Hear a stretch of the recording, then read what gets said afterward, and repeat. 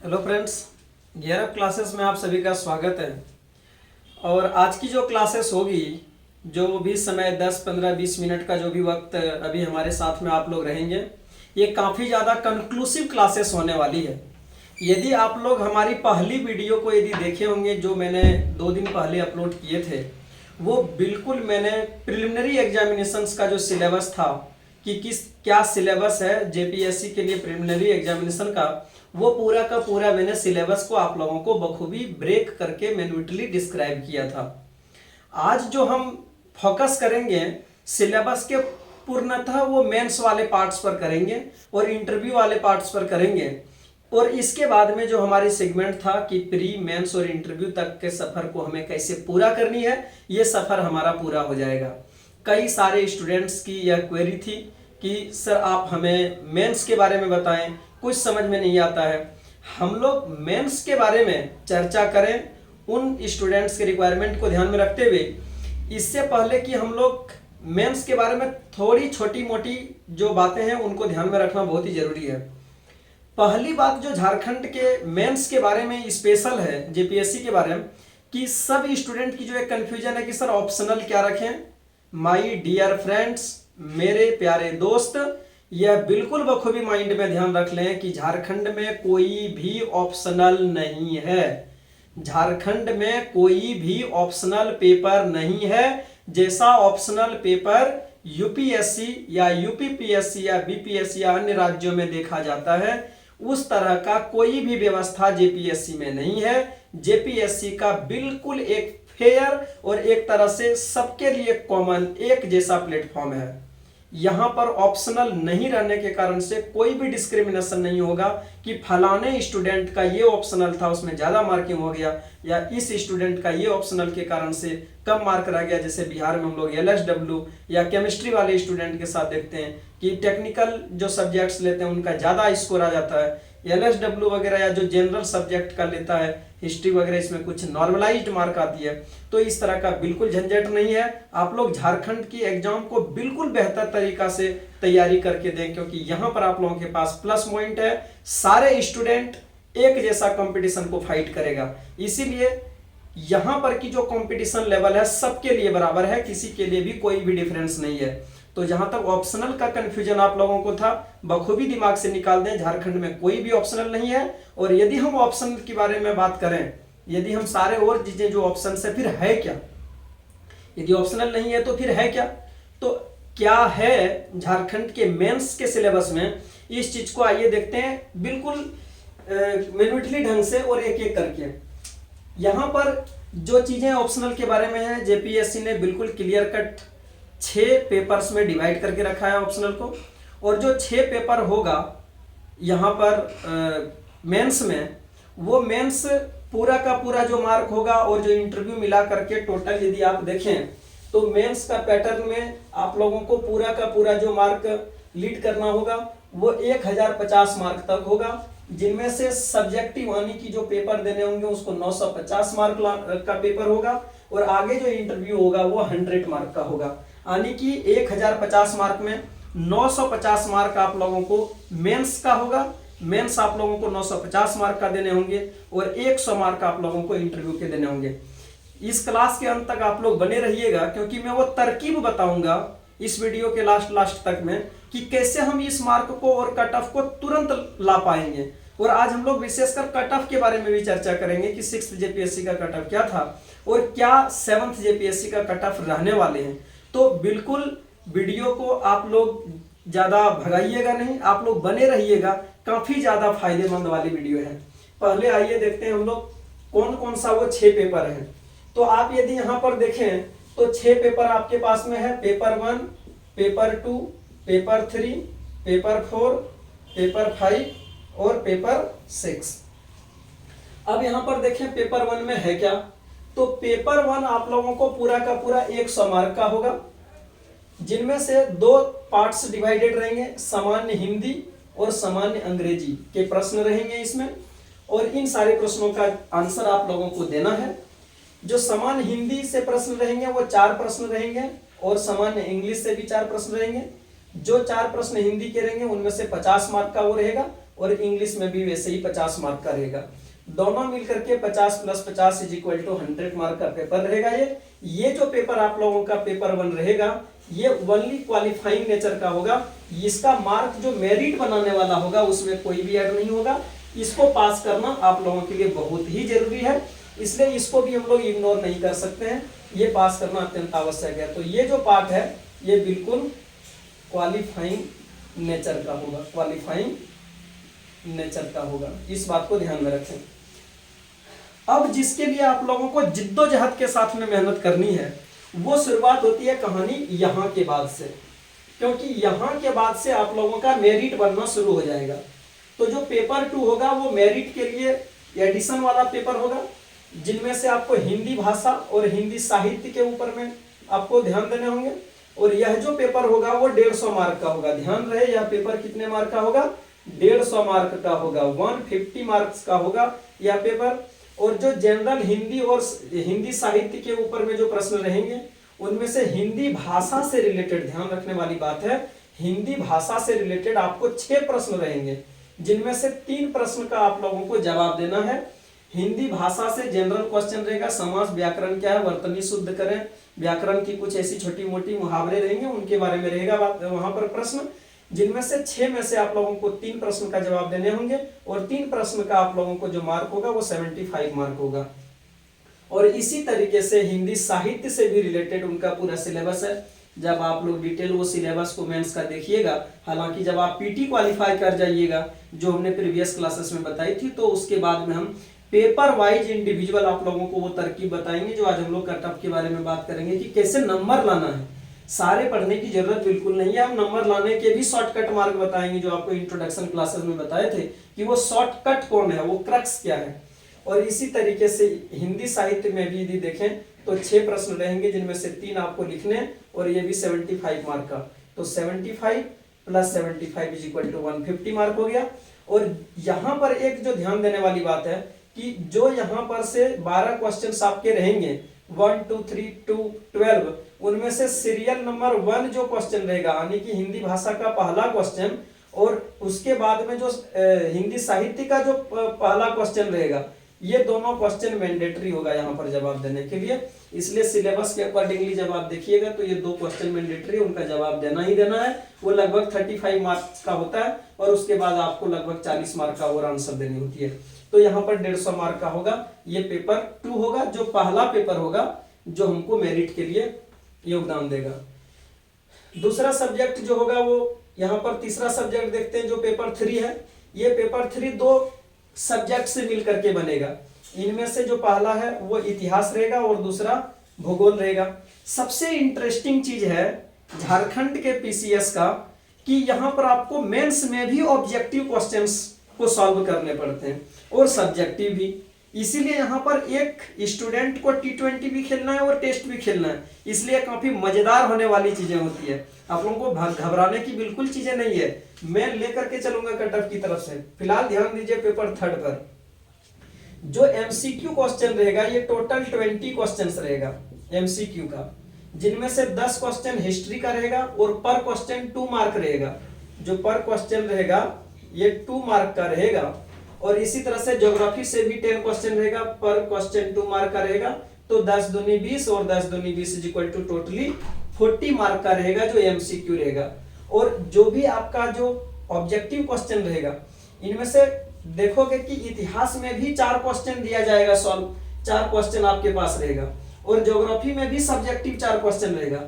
इन 4 question में से, ये 4 क्वेश्चन में से आपको 2 क्वेश्चन इतिहास के सॉल्व करने हैं और 4 ज्योग्राफी के भी क्वेश्चन में से 2 क्वेश्चन सॉल्व करने हैं। तो यहाँ पर हम आप लोगों को बताएंगे कि किस तरीके से एक क्वेश्चन तो हम झारखंड से रिलेटेड सॉल्व कर देंगे और एक क्वेश्चन झारखंड से रिलेटेड ज्योग्राफी का सॉल्व कर देंगे। तो जो कॉमन है ना सिलेबस में, वहां से हम केवल एक क्वेश्चन सॉल्व करेंगे हिस्ट्री से और एक क्वेश्चन सॉल्व करेंगे हम ज्योग्राफी से। तो यहां से क्या होगा कि हम कुल मिला के ये 4 क्वेश्चन में से 2 क्वेश्चन झारखंड का सॉल्व कर देंगे और 2 क्वेश्चन हम जो जनरल है हिस्ट्री या ज्योग्राफी उस सिलेबस के अकॉर्डिंगली हम कट आउट करेंगे और वहां से हम लोग तैयारी करेंगे। तो यहाँ जो हम झारखंड से जो क्लासेस हम आगे देने वाले हैं वो काफी इंपॉर्टेंट है, आप लोगों को मतलब पढ़ना ही पड़ेगा, क्योंकि मेंस में यहाँ पर काम आएगा कि यदि हम एक एक क्वेश्चन ज्योग्राफी ऑफ झारखंड और हिस्ट्री ऑफ झारखंड से निकाल लेते हैं बहुत अच्छे तरीके से, तो केवल एक एक क्वेश्चन का हमको जवाब देना होगा। इसलिए इस बात को ध्यान में रखें कि हिस्ट्री जो पेपर 3 है ये काफी अच्छे तरीके से झारखंड पढ़ने पर मेंस काफी आसान हो जाएगी। और इस प्रकार से क्या होगा कि जो 80 मार्क का यहाँ पर हमें सॉल्व करना होगा और 80 मार्क का यहाँ पर, टोटली 160 मार्क का पेपर 3 में सब्जेक्टिव नेचर का होगा। और इसी तरीके से एमसीक्यू का क्या होगा, 40 मार्क का टोटल होगा। तो कुल मिलाकर के जो 200 मार्क का होगा जो पेपर 3, ये 200 मार्क, ध्यान रहे पेपर जो 2 होगा वो 150 मार्क का होगा, लेकिन पेपर 3 होगा 200 मार्क का, फिर पेपर 4 भी 200 मार्क का, पेपर 5 भी 200 मार्क का एंड पेपर 6 भी 200 मार्क का। तो ऐसे कंडीशन में हम इस तरीके से ये देखेंगे। फिर नेक्स्ट यदि हम लोग बात करें पेपर 4 की, तो यहाँ पर भी 2 नेचर के क्वेश्चन होंगे आपके, एमसीक्यू का होगा और सब्जेक्टिव, जिनमें से 4-4 क्वेश्चंस दोनों में आपके छपेंगे। यानी भारतीय संविधान जो 4th पेपर है आपके लिए, वो भारतीय संविधान और लोक प्रशासन एवं सुशासन है। तो इंडियन जो कॉन्स्टिट्यूशन है या public administration and governance, good governance है, तो यहां से यदि आप देखोगे तो पिछले पैटर्न की तरह 10 क्वेश्चन प्लस 10 क्वेश्चन ऑब्जेक्टिव के रहेंगे, जो 2-2 मार्क का रहेगा, तो यहाँ पर 20 मार्क का और यहाँ पर 20 मार्क का, टोटल एमसीक्यू 40 मार्क का रहेगा, यानी कि 40 मार्क का यहाँ पर भी।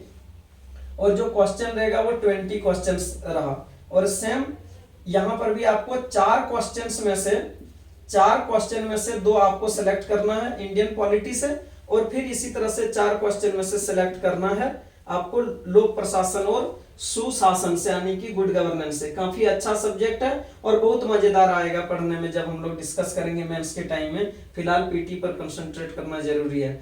और इस तरीके से हम लोग यहाँ भी 160 and 40 plus 160 equal to 200 mark रहेगा। और सिमिलर इसी टाइप में यदि हम देखें पेपर 5 को, तो पेपर 5 है भारतीय अर्थव्यवस्था, भूमंडलीकरण एवं सतत विकास, यानी कि Indian economy, globalization and sustainable development. ये भी पेपर आपका 200 मार्क का रहेगा और इसमें भी 2 नेचर के सवाल रहेंगे, एमसीक्यू का रहेगा और सब्जेक्टिव 8 क्वेश्चंस यहाँ दिया जाएगा। जैसे यहाँ पर डिवीजन था वैसा डिवीजन यहाँ पर नहीं रहेगा, यहाँ एक लगातार आपको 20 एमसीक्यू रहेगा 2 मार्क का, यहाँ भी 40 मार्क का आपको मिलेगा एमसीक्यू। लेकिन सब्जेक्टिव में यहाँ पर जो क्वेश्चन आपको 2 दिया जाएगा वो और करके दिया जाएगा, यानी कि यहाँ पर आपके पास 8 क्वेश्चन जो छपेगा वो प्रत्येक क्वेश्चन में और लिखा जाएगा। कि जैसे कि हम 2 के बारे में बात करें तो जैसे राम के बारे में, राम या रहीम के बारे में तो बात करना है एक में, राम या रहीम, या कोई भी 2 चीज के बारे में बात करना है, इंडिया या पाकिस्तान, दोनों के बीच में ही एक बात करना है, बांग्लादेश या भारत, दोनों के बारे में ही एक पर बात करनी है। मतलब क्या है कि आपके पास क्वेश्चन 8 ही छपेंगे, लेकिन हर क्वेश्चन में या करके 2 क्वेश्चन रहेगा और उस 2 क्वेश्चन में आपको एक सिलेक्ट करना है। तो यहां पर आप लोगों को उसी तरीके से क्या करना है, ये मतलब 8 क्वेश्चन में से 4 क्वेश्चन आप लोगों को छांटनी है, ये और बी करके, और यहां से भी एक क्वेश्चन यदि 40 मार्क का लें तो यहां पर भी 160 मार्क का हो जाएगा और 40 प्लस 160 इक्वल टू 200 मार्क। और सिमिलर पैटर्न से यदि आप देखें तो पेपर 4 होगा, यहाँ भी एमसीक्यू और सब्जेक्टिव नेचर के 2 तरह के प्रश्न होंगे। यहाँ पर सामान्य विज्ञान, यदि हम लोग पेपर 6 बोले तो ये सामान्य विज्ञान, पर्यावरण एवं तकनीकी विकास है, यानी जनरल साइंस, इन्वायरमेंट एंड जो टेक्नोलॉजिकल जो डेवलपमेंट है, टेक्निकल डेवलपमेंट है। और यहाँ पर भी एमसीक्यू सब्जेक्टिव में से 20 एमसीक्यू रहेगा पर 2 मार्क का, यानी 40 मार्क का। और यहाँ पर भी आप लोगों को तकरीबन जो है 8 क्वेश्चन रहेगा, जिनमें से ये वो अभी आ करके उनमें से 4 क्वेश्चन आपको जवाब देने हैं और 40 मार्क पर question is equal to 160 question. तो यहाँ पर भी 40 plus 160 is equal to 200 question जवाब देनी है। तो सबसे जो अच्छी बात यहाँ पर है कि मेंस के इस सिलेबस में देखोगे तो टोटल आपको एमसीक्यू 160 नंबर के देने हैं और जो टोटल सब्जेक्टिव लिखना है आपको, तो वो सब्जेक्टिव आपको 790 नंबर का लिखना है। यदि हम इन सारे सब्जेक्ट को देखें तो जो पेपर 5 और पेपर 6 एक जैसा है, पेपर 3 और पेपर 4 एक जैसा है, और पेपर जो 2 है वो एक अलग तरह का है। तो ये 150 नंबर जो आप यहाँ देख रहे हैं ये पेपर 1 का है, और 640 नंबर यानी कि 160 प्लस 160 प्लस 160 प्लस 160 यानी कि 16 चौका 64, 6 चौका यहाँ पर 64 यानी कि 640 नंबर है। तो ये ध्यान में रखें कि ये पेपर 1 का है और बाकी पेपर का ये मार्क है। क्यों इस तरह से डिवाइड किए हम लोग आगे चर्चा करेंगे। चलो, जब उम्मीद है कि आप लोगों को यह समझ में आ गया होगा कि हमारे पास जो पेपर कौन कौन से मेंस में हैं और कौन कौन से पेपर को हम लोगों को सॉल्व करना है और किस तरीके से प्रश्न आएंगे। आप लोग ध्यान से एक बार यदि इसको देखें या स्क्रीनशॉट लेकर के रखें, अपना डीपी बना लें ताकि आप लोगों को बिल्कुल ये फिंगरप्रिंट पर याद रहे। अब जो आगे का सेगमेंट हम लोग चर्चा करेंगे वो सेगमेंट बड़ा ही कमाल करेगा। वो आपका जो बोझ है ना कि इतना कैसे पढ़ें, ये बिल्कुल हल्का कर देगा। कमाल की क्लासेस आगे की रहेगी और आप लोगों को जब यह क्लास लास्ट तक देखिएगा तो कॉन्फिडेंट आ जाएगा कि आई कैन डू दिस, मैं यह कर सकता हूं। क्योंकि ये तो लगेगा कि लोअर जो एसएससी के एग्जाम है उससे भी आसान है, उसमें तो 99 और 90% तक में कट ऑफ जा रहे हैं, यहाँ पर कट ऑफ बहुत कम रहेगा। अब देखो यदि हम लोग कट ऑफ के ऊपर में बात करते हैं तो कमीशन ने एक गाइडलाइंस जो अभी जारी किया कि कट ऑफ कैसे मतलब हम लोग डिफाइन करेंगे, तो उसी कट ऑफ के ऊपर में हम यहाँ पर जो टेबल आप लोग देख रहे हैं इस बोर्ड पर, इस पर कट ऑफ है। यहाँ पर कैटेगरी देख सकते हैं आप लोग, ये जनरल है यानी अनरिजर्व्ड है, ये BC1 है, BC2 है, SC ST एंड वोमेन वगैरह है। तो जो भी कमीशन ने कट ऑफ डिवाइड किया है कि कम से कम एक जनरल को 40% मार्क लाना होगा, एक BC1 को 34% लाना होगा, BC2 को 36.5% एंड ST SC वोमेन को 32% लाना होगा। यदि हम इस चीज को ध्यान में रखें, पेपर 1 केवल क्वालिफाइंग नेचर का है जैसे हम लोगों ने चर्चा किया था, तो यहाँ पर सबको 30 नंबर लाना होगा। यहाँ पर यदि हम देखें तो बिल्कुल चर्चा किए हैं, पेपर 1 सामान्य हिंदी और सामान्य अंग्रेजी में 100 नंबर के जवाब देने हैं, जहां पर 30% मार्क सबको लाने होंगे यानी कि 100 में से 30 मार्क सभी को लाना होगा, इसलिए ये ध्यान में रखें। बाकी जो पेपर 2 से जो हम क्वालिफाइंग नेचर का मान रहे थे यहाँ से यहाँ तक जो मेरिट के नेचर का था, तो यहाँ से जो मेरिट होगा तो यहाँ पर यह परसेंटेज वर्क करेगा। और यदि देखिएगा कि 150 नंबर जैसे पेपर 2 में हमने यहाँ पर बताया कि 150 मार्क का है, तो 150 मार्क का 40% करोगे तो 60 आएगा, और फिर इधर 51, इधर इतना, और ये 48 आएगा। और इसी तरीके से जब यहाँ 200 का यदि आप कीजिएगा 40% तो 80 आएगा, और इसी तरीके से परसेंटेज अप्लाई करने के बाद में 68, 73, 64 आएगा। और इसी तरह से हर सब्जेक्ट में यहाँ पर आप मार्क देख सकते हैं।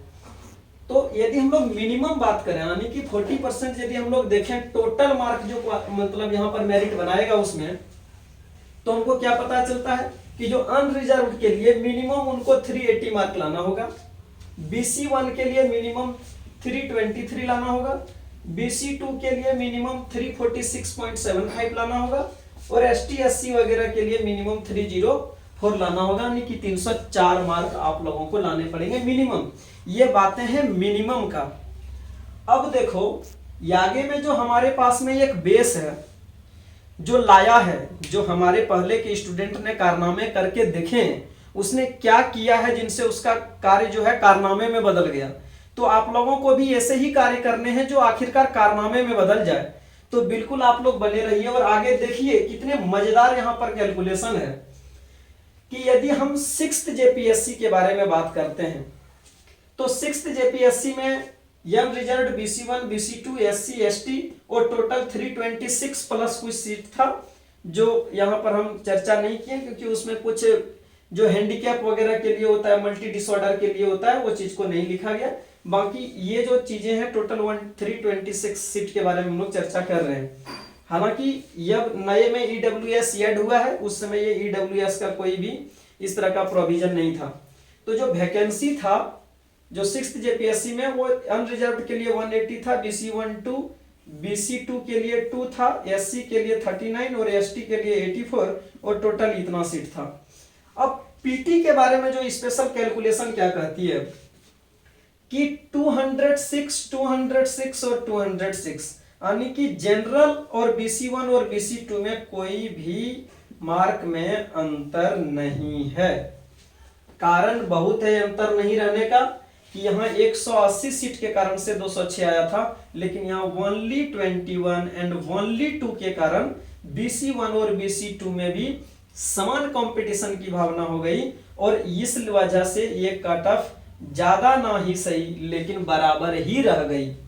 लेकिन SC के केस में और ST के केस में भी इसी तरह की चीजें हुई, और यहाँ पर भी 192 एंड 192, यानी कि general 206, BC1 206, BC2 206, SC 192, ST 192 रहा। और मेंस का क्या था कारनामा? मेंस का परिदृश्य था कि जनरल को 508, BC1 को 482, BC2 को 506, SC को 435 और ST को 421 नंबर लाने पड़े थे। यदि हम ये परसेंटेज में देखें तो ये दोनों मार्क का ये फाइनल मेरिट का कट ऑफ है। ये ध्यान में रखने वाली चीजें हैं कि मेंस और इंटरव्यू यानी 1050 में यदि कोई 508 नंबर ला रहा है तो कितना परसेंटेज होता है अप्रोक्स कि 49%। और इसी तरीके से हम परसेंटेज के बारे में डिफाइन किया, और सब 41 से 49% में लोग अधिकारी बन जा रहा। 49% नंबर ला करके कोई अधिकारी बन जा रहा है और 98% ला करके कोई क्लर्क बन रहा है। ये देखो कि लोग अपना थॉट लेवल को हाई लेवल करके थिंक नहीं कर पाते हैं, जिस कारण से वो 94 के चक्कर में लगे रहते हैं SSC NTPC, और इस वजह से वो क्लर्क बनना ही पसंद करते हैं लाइफ में। जबकि आप लोगों को बिल्कुल ऐसा नहीं करना है। आप लोग कम मार्क ला करके भी अधिकारी बन सकते हैं यदि आप लोग बिल्कुल सही प्लानिंग के साथ और सही तरीके के साथ सही दिशा में यदि मेहनत करना जा रहे हैं या मेहनत करते हैं, तो जरूर आप लोगों को कम परसेंटेज ला करके भी सफलता हाथ लगेगी। ये परसेंटेज और गिरेगी, देखिएगा कैसे। और इसी रिगार्डिंग में जब हम 7th JPSC जो अभी ऑनगोइंग है इसके बारे में बात करें, तो जो वैकेंसी हमारे पास में है वो अनरिजर्व कैटेगरी के लिए 114 है, और फिर BC1 के लिए 20 है, BC2 के लिए 19 है, और SC के लिए 64 है, और ST के लिए 22 है, और EWS के लिए 19 है। अदर्स जो है जिनमें से हैंडीकैप कैटेगरी के बहुत सारे जो मल्टी डिसऑर्डर वगैरह सब आते हैं उनको मिला के 18 है, और टोटल मिला करके 252 सीट्स जो है वो दिए हुए हैं कमीशन के द्वारा, झारखंड पब्लिक सर्विस कमीशन के द्वारा। अब जो एक एक्सपेक्टेड माना जाता है कि यदि ऐसे सीट है इस बार और पिछली बार का ये सीट के कारण ये कट ऑफ आया था, तो आखिरकार क्या कट ऑफ होना चाहिए।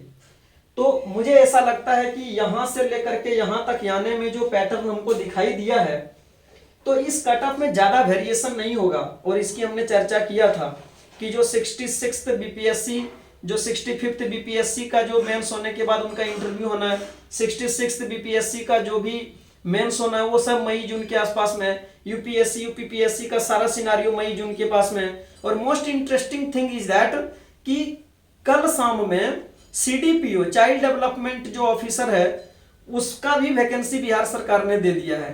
तो अब बिहार का जो स्टूडेंट्स तैयारी कर रहे हैं वो बिहार की तरफ से ज्यादा झुकाव लिए हुए हैं, जिन कारण से झारखंड में आने वाली एक बहुत बड़ी भीड़ बिहार में अटक जाएगी, और आप लोगों के लिए यह परसेंटेज ज्यादा इंक्रीज नहीं होगा। ओनली यदि हम 52% 53% मार्क यदि देखें टोटल का 1050 का, तो आप लोगों को मुझे लगता है कि 53% के आसपास में कट ऑफ रहेगी। और इनमें से आप 540 से 45 के बीच में यदि कोई जनरल कैंडिडेट लाता है तो वो क्वालिफाई कर जाएगा और वो मेरिट में आ जाएगा। और इसी तरीके से यदि कोई BC1 में है तो वो 510 से 15, BC2 में है तो 510 से 15 सिमिलर रहेगा। कारण क्या है? क्योंकि यहाँ 2 सीट था इसलिए 506 और 508 गया, मात्र 2 नंबर का गैप था। लेकिन यहाँ पर सीटों की संख्या 19 है, और इस वजह से जो BC1 और BC2 का जो कट ऑफ रहेगा उनमें से ज्यादा डिफरेंस, ज्यादा वेरिएशन देखने को आप लोगों को नहीं मिलेगी। और सिमिलर कैटेगरी से यदि आप SC को देखें तो आपको 470 से 75 कट ऑफ जाने की संभावना है। और सिमिलर वे में ST के लिए 22 सीट अलॉट किए गए, तो 460 से 65 के बीच में कट ऑफ बनी रहेगी। और एक नया जो कैटेगरी EWS का जोड़ा गया है, इसकी कट ऑफ बिल्कुल सिमिलर BC1 BC2 के जैसा ही रहेगा, 515 से लेकर 520 के बीच में ही रहेगा। अब जब हम लोग यह जान चुके हैं कि सबसे मैक्सिमम एक अटमोस्ट मार्क लेकर के चलते हैं जहां से कोई भी कैटेगरी के हों, जब आपके पास जंपिंग की फैसिलिटी है तो आप अपनी कम्युनिटी के लिए काम कीजिए। और जनरल कैटेगरी में जाकर के आप अपना सिलेक्शन कराइए, आप अपनी कम्युनिटी को एक सीट का बेनिफिट जरूर दीजिएगा। एज इंडिविजुअल लेवल पर आप थिंक कीजिए और वर्क कीजिए, जरूर आप अपनी सोसाइटी को अपना बेहतर सिलेक्शन करवा करके भी कुछ बेहतर कंट्रीब्यूट कर सकते हैं। तो हम देखेंगे कि आखिरकार यह मार्क आएगा कैसे। ये कोई भी कैंडिडेट है, चाहे रिजर्व रहे या अनरिजर्व रहे, उनको अपना ये थिंकिंग कट ऑफ पर नहीं रखना चाहिए, बल्कि उनको टॉपर की तरफ रखना चाहिए। तो कट ऑफ तो बिल्कुल आसानी से आ जाएगा। कट ऑफ में तो जब आप रहने की कोशिश कीजिएगा तो फिर दो ही रास्ते होते हैं, या तो पास होइएगा या फेल होइएगा। लेकिन यदि आप टॉपर के इर्द गिर्द में रहना चाहते हैं तो वहां फेल होने की संभावना ही नहीं है। वहां पर तो आपके पास रैंक की प्रॉब्लम हो जाती है कि मेरा बेहतर रैंक आएगा या खराब रैंक आएगा। इसलिए आप लोग रैंक के पीछे जाइए, ना कि कट ऑफ के पीछे जाइए। इसलिए जो कैटेगरी में है या जो नहीं भी हैं, वो सारे maximum to the maximum mark की तरफ में रन कीजिए, और यही आपकी सफलता को श्योर करती है। और आप इसके लिए आपको एक बेहतर प्लानिंग की जरूरत होती है। अब यदि हम लोग प्लानिंग को देखें तो देखिए कि आप यदि 545 मार्क लेकर के चलते हैं ये पूरा का पूरा, तो कितना ज्यादा आपको फोकस करना होगा पीटी के अभी के टाइम में, जबकि हम अभी मार्च के 2-3 मार्च के दहलीज पर है। तो कितना फोकस करना होगा नेक्स्ट अपकमिंग 55 to 60 डेज में, कि आपको एमसीक्यू के ऊपर में इतना पकड़ बनाना है, इतना पकड़ बनाना है कि ये पूरा का मेंस का काम ही आसान हो जाए। एमसीक्यू के ऊपर में यदि आपको पकड़ बन गई तो समझिए आपकी सिलेक्शन पक्की है। क्यों पक्की है, इसका प्रमुख कारण मैं बताता हूं आपको। पहली कारण यह है कि यदि आप जनरल के मार्क को अपना ध्यान में रख के चलें और 545 मार्क हैं किसी के लिए भी, और मान लीजिए इंटरव्यू में आपको 100 मार्क है, तो काफी सारे कमीशन का मैं एक्सपीरियंस से बताता हूं कि आपको मेंस का कट ऑफ और फाइनल कट ऑफ के बीच में लगभग 70 से 80% मार्क आपको चाहिए होता है इंटरव्यू में लाना, तो आप एक पास कर जाते हैं। लेकिन चूंकि हम सबसे बेहतर के लिए भी सबसे निम्न मार्क को यदि रखें, तो यदि 70% मार्क आप लाने के काबिल होते हैं इंटरव्यू में, तो यदि 70 मार्क 100 में जो इंटरव्यू का मार्क है, यहां पर हमने दिखाया था कि इंटरव्यू में आपको 100 मार्क फाइट करने होंगे, यदि 70 मार्क लाते हैं तो आपके पास कितना बचा, 475 मार्क। अब आ गया आपका काम एमसीक्यू का कि किस तरीके से हेल्प करेगा। मान लीजिए ये जो टोटल 160 एमसीक्यू है जो हमने यहां पर दिखाए कि पेपर यहां से जैसे ही स्टार्ट किए थे 3, यहां से ही हमारे पास में 40 एमसीक्यू पेपर 3, 4 में 40, 5 में 40 और फिर 6 में 40। तो ये जो 40 × 4 160 में जो इतना क्वेश्चन था, यदि आपकी बहुत बेहतर तैयारी रहती है, यदि आप करते हैं, यदि जद्दोजहद के साथ लगते हैं, यदि दिल तोड़ के नहीं, दिल जोड़ के, दिल तोड़ के जो भी विधि लगे, आप यदि मेहनत करके 130 ला पाते हैं, तो आपको 475 में 130 माइनस करने के बाद 345 नंबर चाहिए। यानी कि जो 345 मार्क है ये केवल आपको सब्जेक्टिव से लाना होगा, जिनमें से लिखना होगा। बहुत सारे नए बच्चे ऐसे हैं जिनका सबसे बड़ा प्रॉब्लम ही यहीं आके फंसती है कि सर लिखा ही नहीं जाता है, लिखे कैसे, बहुत दिन हो गया ग्रेजुएशन किए, मेरा प्रैक्टिस ही छूट गया है। बिल्कुल टेंशन लेने की जरूरत नहीं है, केवल बेहतर प्लान के साथ मेहनत कीजिए। मैं 345 नंबर लाके दिखाता हूं अभी कैसे। ये जो 345 मार्क है, मान लो हिंदी साहित्य का जो यहां पर हमने पेपर 2 में देखा कि 150 मार्क में है, बहुत गंदा तरीका से लिखिएगा। यदि थोड़ी सी मेहनत करके लिखते हैं तो आप 50% नंबर ले आएंगे आराम से।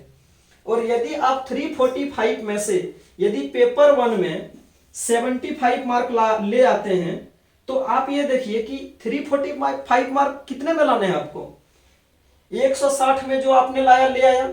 अब बाकी जो 790 मार्क रहा, यानी कि 150 पेपर 1 और 640 पेपर 2, 3, 4, 5, 6 से, तो इसमें 790 मार्क में से आपको लाने थे 475, 345 नंबर। अब 150 में यदि आपने 75 ले आए तो बच गए आपके 240 नंबर। ये 240 नंबर लाने हैं कितने में, 640 नंबर में। और यदि ये 240 640 में लाने हैं तो परसेंटेज में देखोगे कितना मिलेगा, लगभग 38% के आसपास में। यानी कि यदि आपने एक लैंग्वेज जो आपके पास दिया रहेगा, जितने भी सारे लैंग्वेज दिए हुए हैं जो आप सिलेबस में देख रहे हैं, उन सारी लैंग्वेज में मैक्सिमम लोग जिनको स्पेशलिटी भाषा पर पकड़ है, संथाली, मुंडा, ये सब बंगाली वगैरह, उड़िया वगैरह पर, तो वो तो ले सकते हैं, उनके लिए काफी बोनस पॉइंट है। अदरवाइज मैक्सिमम हिंदी को ही ऑप्ट करते हैं या इंग्लिश को ऑप्ट करते हैं, तो उनके लिए भी 50% मार्क थोड़ी सी पढ़ने के बाद में, क्योंकि अधिकारी बनने जा रहे हैं, पढ़ना तो थोड़ा सा पड़ेगा, और थोड़ी सी पढ़िएगा, 75 मार्क आप 150 में से ले आइएगा। बाकी बचेगा 240, जो आपको 640 में लाना है, और मात्र 38% होता है। अब ये 240 यदि 38% नंबर आपको लाने हैं, तो ये 240 नंबर आपको 16 प्रश्न में से लाने हैं। तो 16 प्रश्न में दे करके आप 240 लाइएगा। 16 प्रश्न मतलब 4 यहां से, 4 यहां से, 4 यहां से, 4 यहां से, ये 2 क्वेश्चन प्लस 2 क्वेश्चन, ये 2 प्लस 2, और यहां पर 4 और यहां पर 4। 16 क्वेश्चन में यदि आप 240 लाते हैं तो एक क्वेश्चन पर कितना, 15, कितना में से, 40 में। अब देखो 15 मार्क आपको लाने हैं 40 में, यानी कि 50% से भी कम। लिखने वाले प्रश्न में आपको 50% से भी कम, यानी लगभग 38% मार्क लाने हैं, जो कि बिल्कुल आसानी से आ जाएगा। क्यों आसानी से आ जाएगा? क्योंकि जब हम आप लोगों के साथ मिलकर के पढ़ेंगे और पढ़ाएंगे, और आप हमारे साथ में दीजिएगा, साथ मतलब क्या, साथ मतलब क्या कि जैसे हम आपको गाइड करेंगे आपको उस तरह से पढ़ना होगा। और उसके लिए जैसे मैंने बताया कि झारखंड से हम एक प्रश्न पकड़ लेंगे, कहां पर, इतिहास से और भूगोल से। मेरे साथ बन के आप पढ़िएगा तो गारंटी है ये 40 और ये जो 40-80 मार्क का जो 2 क्वेश्चन झारखंड से आएगा, वहां पर आप बहुत बेहतर 30-30 मार्क कर लीजिएगा, तो 2 क्वेश्चन का तो मार्क वहीं से ले आया। बाद में जो 2 क्वेश्चन में लाइएगा वो तो बोनस रहेगा। और सिमिलर कंडीशन में जो यहां पर रहेगा भारतीय संविधान से और लोक प्रशासन से रिलेटेड जो भी, या भारतीय अर्थव्यवस्था से रिलेटेड जो भी प्रश्न झारखंड से रिलेटेड होगा, यहां पर आपको झारखंड से रिलेटेड नहीं होगा, सामान्य विज्ञान, पर्यावरण, तकनीकी विकास में, लेकिन लगभग 4 क्वेश्चन आपको झारखंड से रिलेटेड आपको देना है। तो ऐसे कंडीशन में झारखंड से रिलेटेड सवाल पर पकड़ रहेगी तो आप 40 में से 30-30 मार्क तक ला सकते हैं, 25-28 मार्क तक ला पाइएगा, क्योंकि क्वालिटी के साथ हम देंगे। और ऐसे कंडीशन में आपको जो बाकी प्रश्न जनरल होगा, जो अदर देन झारखंड रहेगा, उनमें काफी कम मेहनत करने की जरूरत है। थोड़ा सस्टेनेबल तरीके से मेहनत कीजिएगा, तो मैं आप लोगों के सामने यह आश्वस्त कराता हूं कि आप लोग इस एग्जाम को फाइट कर सकते हैं। आप लोग केवल डाइवर्ट मत होइए। डाइवर्ट यदि नहीं होते हैं, फोकस्ड यदि रहते हैं अपने टारगेट के ऊपर में, तो केवल और केवल 10 महीने के अंदर आप अपने आप को अधिकारी के रूप में देख सकते हैं और अपनी सोसाइटी को काफी ज्यादा कंट्रीब्यूशन दे सकते हैं।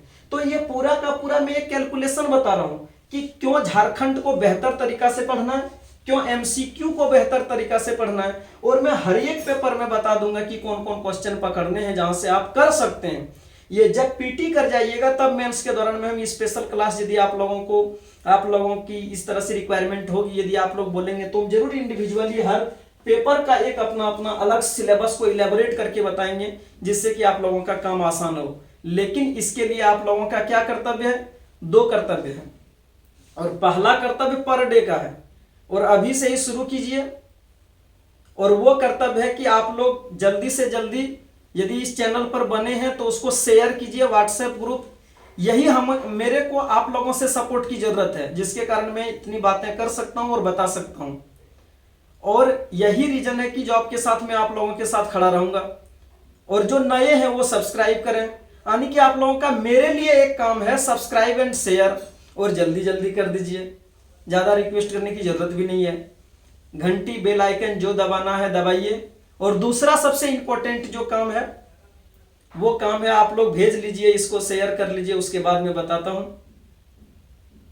भेज लिए या शेयर सब्सक्राइब, जो भी आप लोगों की रिस्पॉन्सिबिलिटी, आप लोग समझदार हैं, क्योंकि अधिकारी बनने जा रहे हैं।